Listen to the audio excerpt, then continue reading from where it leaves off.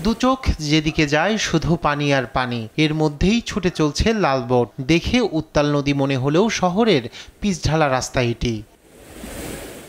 কয়েকদিনের টানা ভারী বর্ষণে প্লাবিত চীনের দক্ষিণাঞ্চলীয় প্রদেশ গুয়াংডংয়ের নতুন নতুন এলাকা। বৃষ্টিপাতে সৃষ্ট ভূমিধস ও আকস্মিক বন্যায় বিপর্যস্ত গুয়াংশি, গুইঝু এবং ইউনান। এসব এলাকায় নদীর পানি প্রবাহিত হচ্ছে বিপদসীমার 2.51 মিটার উপরে। 1979 সালের পর সবচেয়ে ভয়াবহ বন্যার কবলে ইউনানের মেংটং নদী অববাহিকা।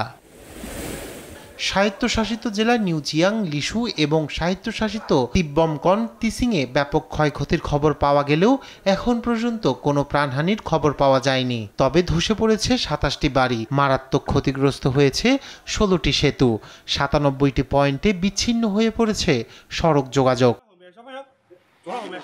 এদিকে তিসিং জেলায় ভূমিধস, কাদার স্রোত এবং আকস্মিক বন্যায় বন্ধ হয়ে গেছে একাধিক সড়কের যোগাযোগ ব্যবস্থা।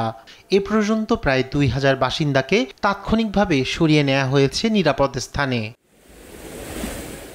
আগামী দিনগুলোতেও আরও ভারী বৃষ্টিপাতের সতর্কতা দিয়েছে আবহাওয়া দপ্তর। জলবায়ুর দ্রুত পরিবর্তনের ফলে আবহাওয়ার এমন বিপর্যয় ঘটছে মত বিশেষজ্ঞদের। রায়হান কবির শুভ্র, নিউজ ডেস্ক, দেশ টিভি।